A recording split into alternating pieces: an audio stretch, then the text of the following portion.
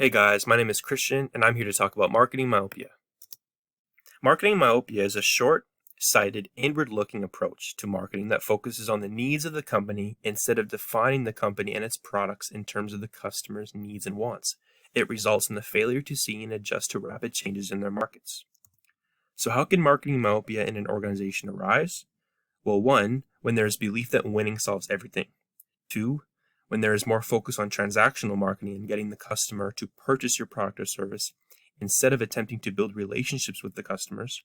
3, when a company or marketer is not focused on satisfying the needs and wants of consumers as well as their market. Instead, they could be focused solely on the product or service and making it look good in their eyes but not the customer's eyes. And 4, when an organization has a short-term focus and fails to adapt to the industry or market they are in. And lastly, when there is lack of research.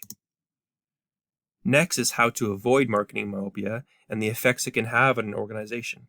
So steps to avoid include when creating a product or service, never forget about how useful it is to people. You need to create value. Secondly, conduct research in order to develop a buyer persona, or in other words, do your due diligence and conduct research to develop an idea of your ideal customer.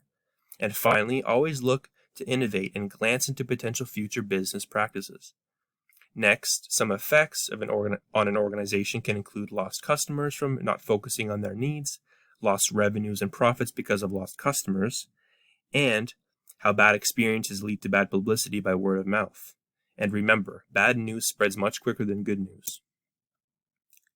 Now, here are 2 examples of organizations that do what they can to avoid signs of marketing myopia. The first example is with Nike. Nike CEO Mark Parker told investors, as you see on the screen here, "Everything we do starts with the customer. It's our obsession with serving the customer that sharpens our growth. The art and science of choice is to find out what the customer values." End quote. It certainly helps the organization when the leaders preach those types of messages. Also, Nike spends over $3 billion a year on marketing, and they are always trying to cater to the customer. Christiana Shi, the president director to consumer at Nike, said, end quote, "It used to be just focus groups, and then monitoring our sales, and that was it. But now it's a dialogue." End quote. If a consumer wants more of a durable shoe with specific performance features, Nike attempts to make that happen. A cool example of direct-to-consumer business is with the treadmills Nike has in some stores. Nike can run tests as consumers try out new shoes and can make recommendations based on those tests. Next, plenty of Nike's efforts are put into research as well as endorsing athletes, as you see on the left side here. In October of 2018, Nike signed a 3-year contract with Justin Gallegos, the first ever pro athlete to be signed with cerebral palsy, which got plenty of attention and praise from Nike users.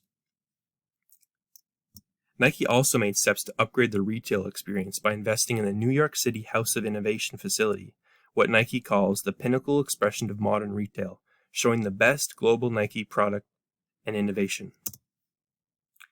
Another example is with Mark Cuban and the Dallas Mavericks and their method to get fans in the stands. Helping to avoid the lost revenue at the gate, Cuban and the Mavs want to sell fun. They don't want to simply sell the game. Until sometime in 2018, the Mavericks actually sold out every game since December 15th, 2001, having more than 500 sold-out games in a row. One of the main reasons is because they are constantly looking for ways to engage the fans. Cuban and his marketing team focus on what they call the arena entertainment experience. The Mavs engage the fans with comedic videos during the timeouts of the basketball game.